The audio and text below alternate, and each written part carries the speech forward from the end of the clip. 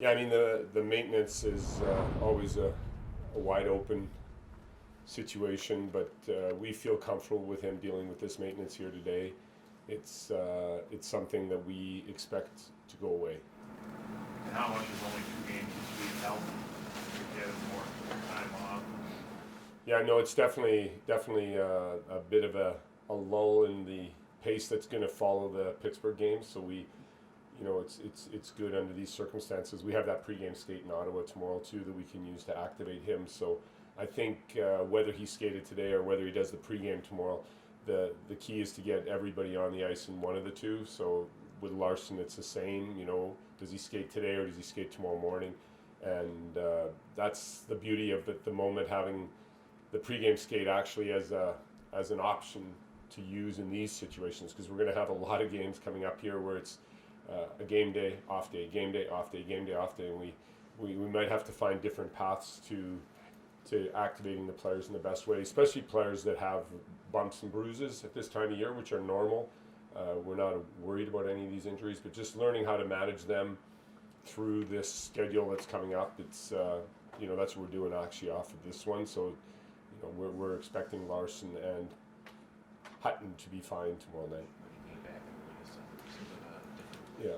Well, we don't feel he changed as much as that he evolved. Like I've often spoken to you that we have great coaching moments with players while they're injured, where you can really calmly go through video and reflect and discuss. And Steve Smith had multiple sessions with Rasmus during the injury phase, and his re-entry has just been at the next level. He just keeps going up a notch, up a notch, up a notch since the beginning of the year, and especially defensively. If you look at his game yesterday, it was outstanding, and that's sadly that's our main job as coaches. We do speak to you more about the defense and the offense. We hope the offense grows out of that, but defensively he's really become comfortable up against anybody, and he's finding his way in our principles, which we're really excited about. But I think it was just an evolution with him being able to take a breath, gather some energy, and come out with a fresh mind after the injury. What have you seen on the offensive end? Because over the last few weeks, he's almost at a point where he is terrific. Well, offensively, I mean, he's absolute elite and will only continue to astound us in the puck management and the ability to make plays and see the ice. So it's a lot of fun to be on the coaching side of that skill. You're a week away from the trade deadline. The way your team's playing lately, they don't look distracted. How do you keep that continuing here in the last week before it comes up?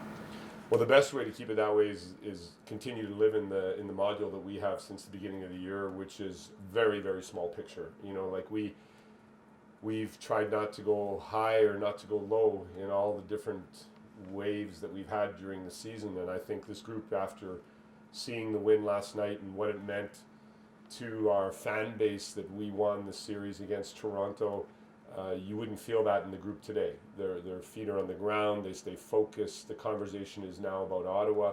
So that's really what we're doing right now, is just keeping it as narrow and as tiny. Today is a bit of a mental day off with a physical regeneration, and tomorrow is a mental re-entry with a high expectation of the kind of game we want to see. And that is consuming us, truly consuming our coaching room and consuming the players. And I haven't felt or heard anything that has distracted. Now that could change as we hit the weekend, and as after the Ottawa game, it will be more of a reality. But at the moment, I have to say it's not in our room at all.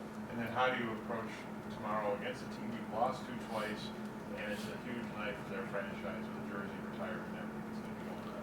Yeah, no, that's a mental test for us, from the pregame skate being normal to a delayed start due to a very well-deserved recognition of Phillips. We let us find our proper path to what we need to do. The habits, we were excited because all four lines, all three D pairs contributed yesterday offensively. They were all plus in scoring chances throughout the game, and we're just going to concentrate on us, on ourselves, and let all that other noise go away. And how we've done in the past against them should only motivate us to see that when Ottawa plays a good game and they're on their game, they're dangerous. They have dangerous players. They have a hard-working team. If there's one thing I credit them with, is they do work hard. They do not quit, they try their best, and they're dangerous if you let them be. And that's what we're concentrating on with all the extracurricular activities. But so far our team's done well when there's noise in the building.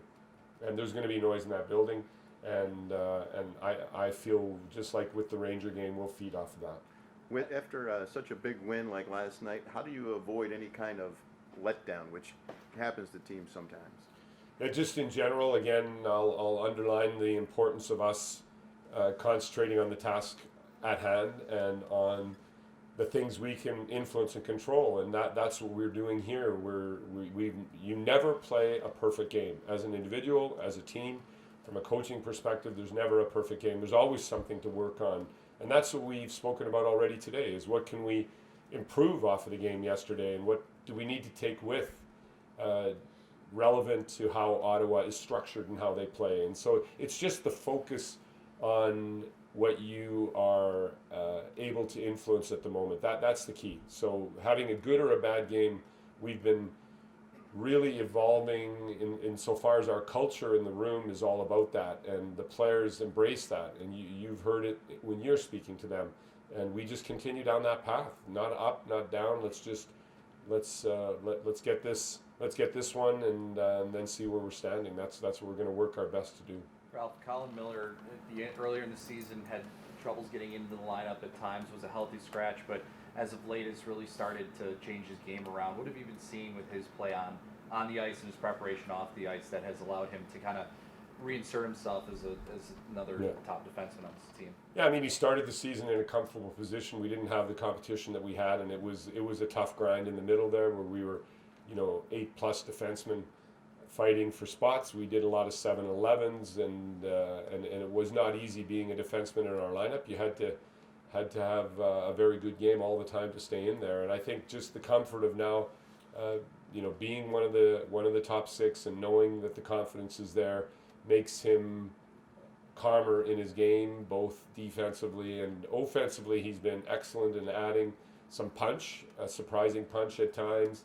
And we all know his shot's a lethal weapon that we need to use more in our game. And yesterday was a great example off those 2 shots, getting 2 goals, how dangerous Colin can be. But again, I'm going to come back to the importance of our game without the puck, all about the pressure and the gapping and what you need to do to be in this lineup, not only now but for the future.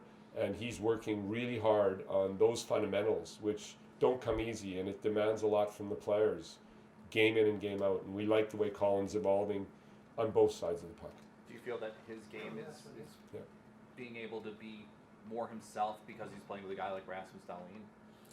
Yeah, I mean, Colin's been one who's played the left, played the right, played with Dahl's, played in other positions, and I think they started the season with an excellent run, and they just feel comfortable together. There's a good synergy there, and it definitely helps if you have a similar partner, just like the forward lines. We all know because of the injuries that we had almost no consistency in the forward lines. We had one of the best 4-line games of the season yesterday.